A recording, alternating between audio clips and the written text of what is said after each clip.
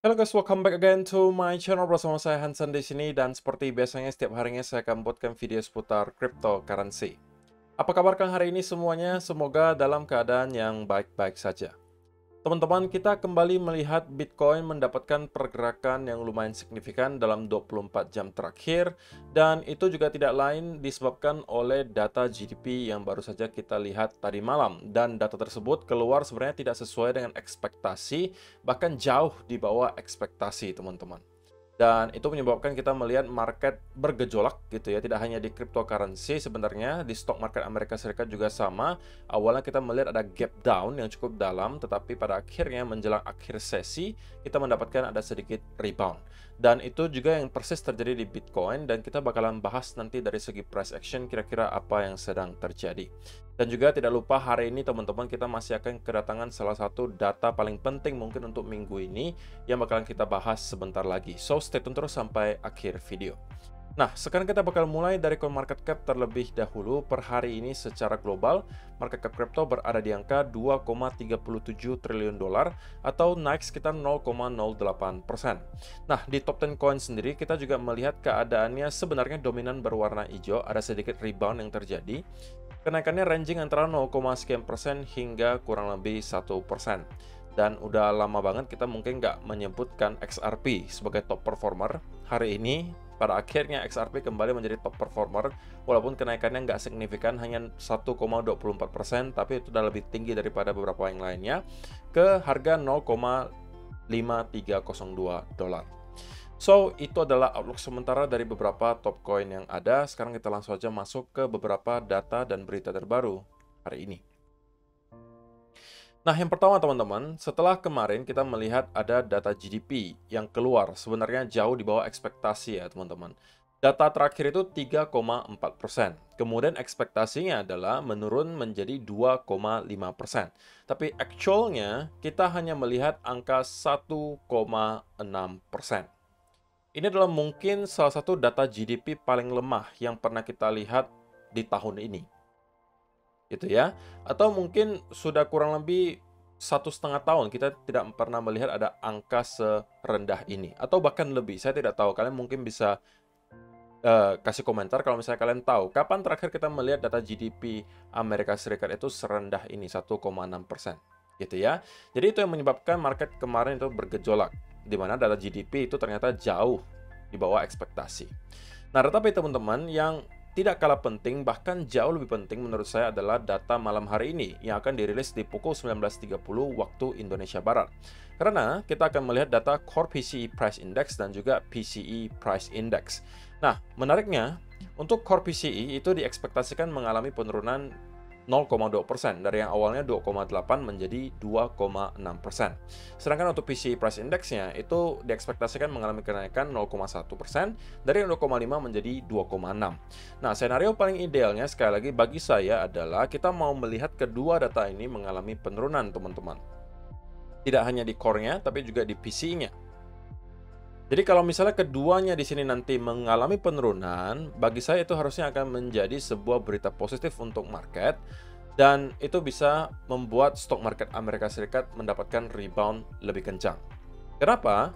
Karena sekali lagi teman-teman, kalau misalnya kita melihat tren inflasi kembali menurun, maka harusnya ekspektasi akan adanya rate cuts bagi The Fed itu akan semakin tinggi. Kenapa? Ditambah lagi teman-teman, data GDP kemarin itu yang terlihat sangat lemah. Artinya perekonomian Amerika Serikat terlihat melambat secara keseluruhan. Ketika perekonomian melambat teman-teman, tentunya hal terakhir yang mau dilakukan oleh The Fed adalah menaikkan suku bunga. Karena itu akan memperparah situasi itu. Sehingga tentunya untuk sekarang chance bahwa akan ada kenaikan suku bunga menurut saya sangat kecil, gitu ya. Tapi higher for longer itu masih ada. Dan penentuannya nanti ada di data inflasi. Kalau misalnya data inflasi semuanya kembali menunjukkan penurunan yang signifikan, maka harusnya kita akan kembali melihat konsensus merasa bahwa The Fed akan kembali melakukan penurunan suku bunga atau rate cuts segera. Jadi malam ini akan menjadi malam yang cukup menarik menurut saya dari segi price action, karena pasti akan ada volatility yang terjadi tidak hanya di cryptocurrency tetapi juga di stock market Amerika Serikat dan juga mungkin di forex dan juga metal gitu ya. Jadi itu adalah hal yang pertama yang perlu kalian keep in mind. Nanti malam pukul 19.30 waktu Indonesia Barat. Dan berita positif datang dari Square, teman-teman. Salah satu fintech di Amerika Serikat itu sekarang memperbolehkan para merchant-nya untuk convert 10% dari total sales mereka atau penjualan mereka ke dalam bentuk Bitcoin. Jadi, teman-teman, kalau misalnya ini kita anggap contoh simple aja ya supaya kalian gampang mengertinya gitu ya. Katakanlah misalnya sekarang kalian bisa convert, kalian sebagai penjual nih posisinya, kalian punya mesin edisi, mesin gesek itu teman-teman, kan misalnya yang BCA. Nah misalnya dari BCA itu menyampaikan hal yang sama juga dengan di sini, bahwa 10% dari penjualan kalian itu bisa kalian convert ke dalam bentuk Bitcoin. Maka setiap ada orang yang gesek gitu ya, setiap malam kan biasanya kalian settle gitu, misalnya totalnya hari itu ada yang gesek 10 juta rupiah. Nah kalian dikasih opsi nih, kalian mau ubah nggak 10% dari 10 juta tersebut menjadi Bitcoin, artinya 1 jutanya menjadi Bitcoin, gitu kan? Nah, itu sekarang sudah dilakukan oleh Square gitu. Nah, sekali lagi, lambat laun, kalau misalnya semakin banyak perusahaan yang melakukan hal seperti ini juga membantu adopsi massal Bitcoin. Karena mau tidak mau, orang yang sebelumnya mungkin tidak mengenal Bitcoin mulai start mempertanyakan, apa sih itu Bitcoin gitu? Kenapa kok mereka menawarkan fitur untuk convert fiat menjadi Bitcoin? Setidaknya mereka mau belajar gitu, dan mulai start mengenal apa itu Bitcoin.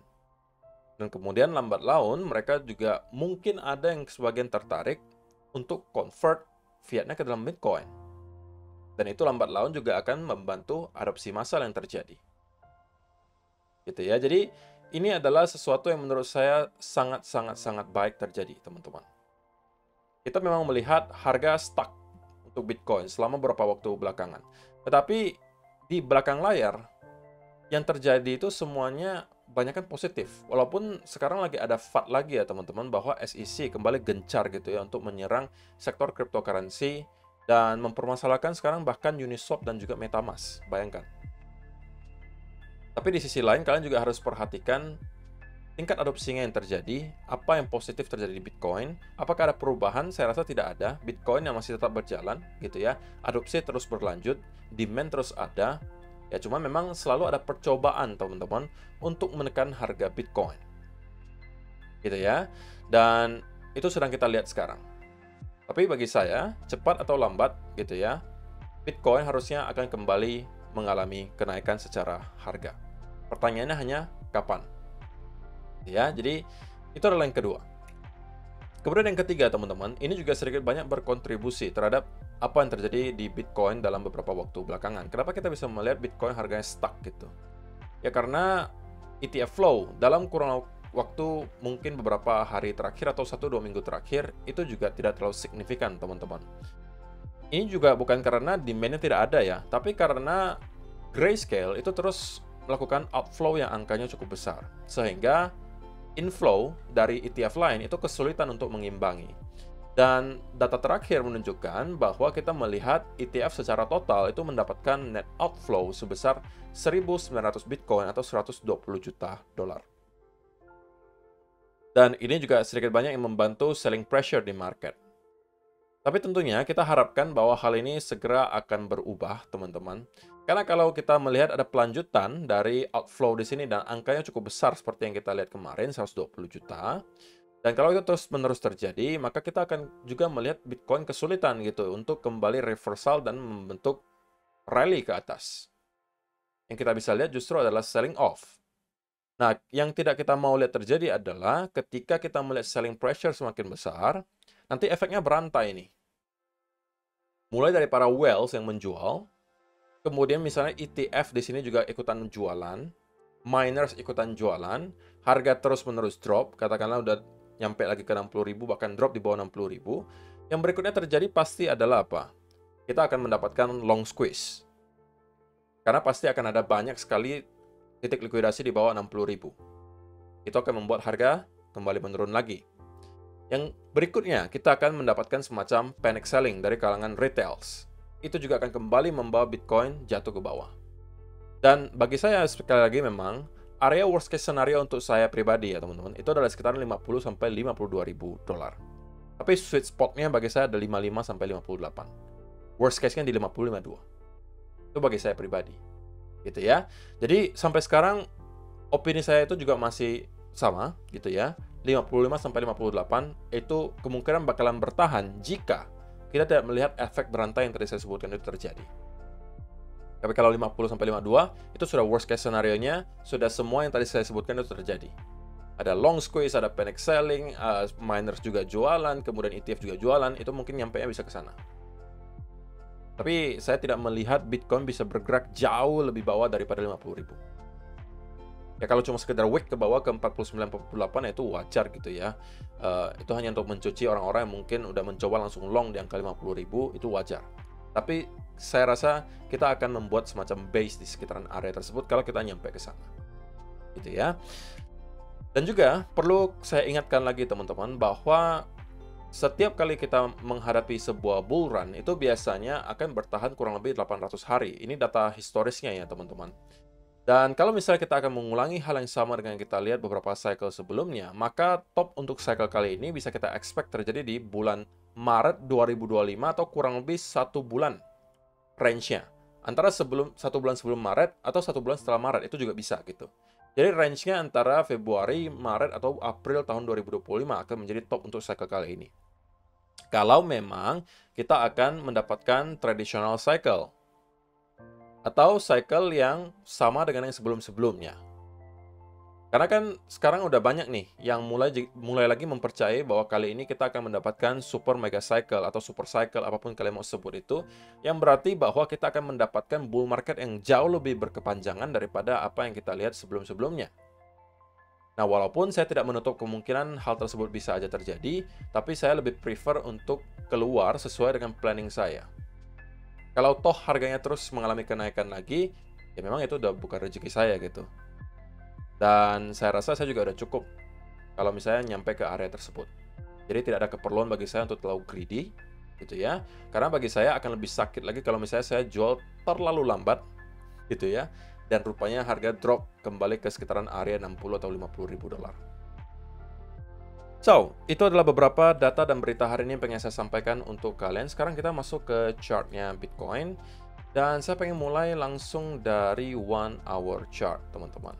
So, apa yang kita bisa lihat terjadi di Bitcoin? Sebenarnya, saya sampaikan di video kemarin bahwa saya expect Bitcoin untuk setidaknya nyampe ke sekitaran area 64.700 sampai 65.000 di sini, teman-teman. Dan sebenarnya kita proses melakukan hal tersebut, tetapi diawali dulu oleh sebuah sell-off untuk mendapatkan liquidity, teman-teman. Kalau kalian lihat, kita drop persis hanya di bawah wick di sini. Karena memang banyak kemungkinan stop loss ya yang tertaruh di sekitaran area tersebut dan dijemput dulu sebelum pada akhirnya kita kembali rebound dan nyampe ke area yang saya targetkan di kurang lebih 65 ribuan. Dan walaupun memang saya tidak ada setup ya teman-teman, saya cuma expect bahwa kita akan nyampe ke area tersebut, tapi saya tidak trade. Oke? Karena ini bagi saya adalah masih gray zone teman-teman dan tidak menghasilkan ratio yang make sense bagi saya untuk masuk. So, saya tidak masuk ke sini, saya hanya kemarin memberikan clue ke kalian apa yang saya expect terjadi ke Bitcoin berikutnya. Bahwa kemungkinan kita akan melihat Bitcoin nyampe ke 64.700 sampai ke 65 ribuan dolar. Dan itu udah kita hit gitu. Dan sekarang kita kembali mendapatkan semacam sell off. Ya, walaupun sekali lagi teman-teman, sell off yang kita lihat di sini dan koreksi yang kita lihat dalam beberapa jam terakhir itu cenderung korektif ya teman-teman. Dan bagi saya itu bisa menjadi sebuah berita positif. Dan saya pribadi sebenarnya nggak expect akan ada volatility yang terlalu gila beberapa jam ke depan. Kenapa? Karena kebanyakan pasti akan menunggu data core PCE nanti malam keluar. So, hari ini, pergerakan Bitcoin secara overall menurut saya akan ditentukan oleh data core PCE nanti malam yang bakalan keluar. Oke? Kalau misalnya kita bisa melihat core PCE atau keduanya mengalami penurunan, oke, core PCE dan juga PCE Price Index, maka saya expect Bitcoin akan mendapatkan rally. Rally-nya kemana? Rally-nya bisa nyampe lagi ke sekitaran area 65.800 sampai area 66.000 dolar. Karena lagi-lagi kali ini kita akan flip area tersebut menjadi area resistance, teman-teman. So something like this is what I expected to happen, what I expect to happen if kita melihat data inflasi itu mengalami penurunan.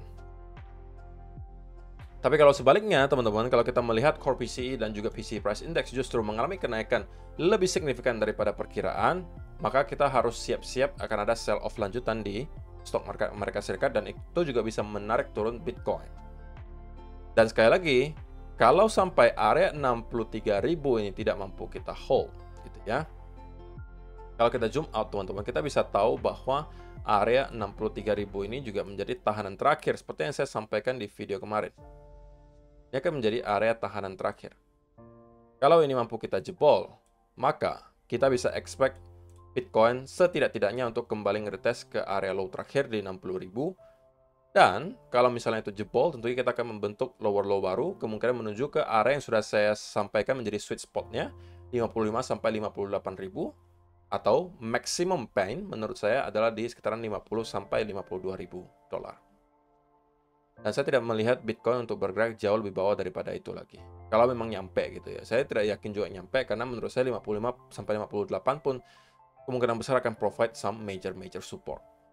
Tapi itu hanya kalau kita melihat FAD di cryptocurrency tidak berhenti, selling pressure dari ETF tidak berhenti, kita juga melihat data inflasi terus mengalami kenaikan, semuanya go wrong. Nah, itu mungkin kita bisa melihat ke area tersebut. Tapi kalau kita bisa melihat ada data inflasi mengalami penurunan yang signifikan, kita melihat juga deeskalasi dari geopolitik, kita juga melihat FAD-nya mulai mungkin memudar, itu mungkin bisa shifting momentum dari yang awalnya bearish seperti ini menjadi bullish. Jadi beberapa waktu ke depan tentunya akan sangat penting bagi Bitcoin untuk kita lihat pergerakannya. Apakah pada akhirnya kita akan membuat semacam V-shape recovery, yang tentunya akan menjadi berita yang sangat baik. Ini adalah satu-satunya senario yang bisa saya pikirkan sekarang untuk membuat Bitcoin kembali ke dalam sentimen bullish. Dan ini bisa lagi-lagi menjadi peluang bagi kita untuk mencari long, gitu ya. Tapi kalau misalnya kita tidak dikasih peluang seperti ini, gitu ya, dan kita justru mengalami drop yang lebih dalam, maka area 55 sampai 58.000 akan saya manfaatkan untuk mencari peluang untuk long. Nah, kalau misalnya bicara soal short term banget, teman-teman, karena kita melihat adanya sebuah breakout dari trend line di sini, diikuti ada konsolidasi di sini, saya hanya expect kita akan mendapatkan konsolidasi kemudian merangkak naik lagi ke atas. Kemungkinan bisa kembali nyampe ke sekitaran 64.900 sampai 65.000. Kalau itu mampu kita break dengan manner yang impulsif, maka area 66.000 saya rasa akan digapai dengan mudah. Baru dari sana kita lihat lagi apakah pada akhirnya kita kembali mampu breakout dari 66.000 ataukah lagi-lagi akan ada rejection dari sana yang bisa jadi membuat market kembali dalam keadaan nervous gitu ya. Kalau kita kembali sell off dari sana dan mendapatkan ada bearish continuation pattern, ini justru bisa kita manfaatkan untuk short.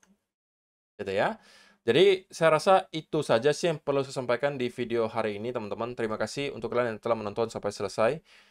Semoga bermanfaat untuk kalian semua. See you in the next video. Bye-bye.